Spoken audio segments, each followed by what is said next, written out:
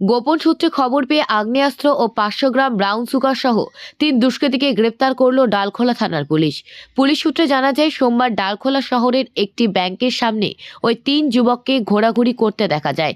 এরপর ডালখোলা থানার পুলিশ গোপন সূত্রে খবর পেয়ে ওই 3 যুবককে আটক করে তল্লাশি চালালে একটি আগ্নেয়াস্ত্র, 2 রাউন্ড তাজা কার্তুজ ও 500 গ্রাম ব্রাউন সুগার উদ্ধার করে পুলিশ।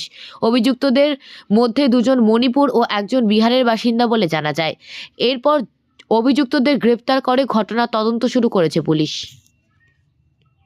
সকাল 8টা নাগাদ আমাদের থানাতে একটা আমাদের সোর্স মারফত ইনফরমেশন আসে যে এরকম তিনটে ছেলে ডালখোলা স্টেট ব্যাংকের আশেপাশে ওরা সাসপিসিয়াসলি ঘোরাফেরা করছে এবং আরও ইনফরমেশন পাই যে তাদের কাছে কোনো মানে সাইকোট্রপিক সাবস্টেন্স বা এই নেশা জাতীয় দ্রব্য এরকম কিছু একটা আছে।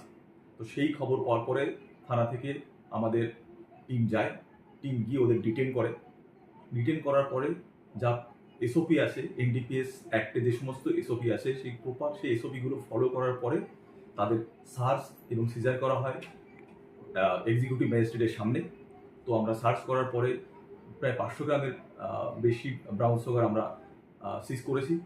একজনের কাছ থেকে একটা ইম্প্রোভাইজড আর্মস আর 2 রাউন্ড অ্যামুনিশন আমরা সিজ করেছি এবং তাদের অ্যারেস্ট করার পর এবার যা প্রসিডিওর আছে আমরা তাদের রিমান্ডে নেব। আজকে রিমান্ডে নেওয়ার পর নেক্সট যা আছে সেগুলো আমরা করব।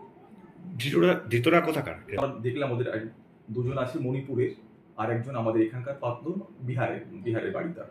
এই 3 জন।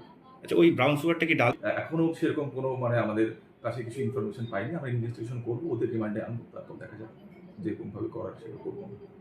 বাজেয়াপ্ত হওয়া ব্রাউন সুগারের আনুমানিক মূল্য কত?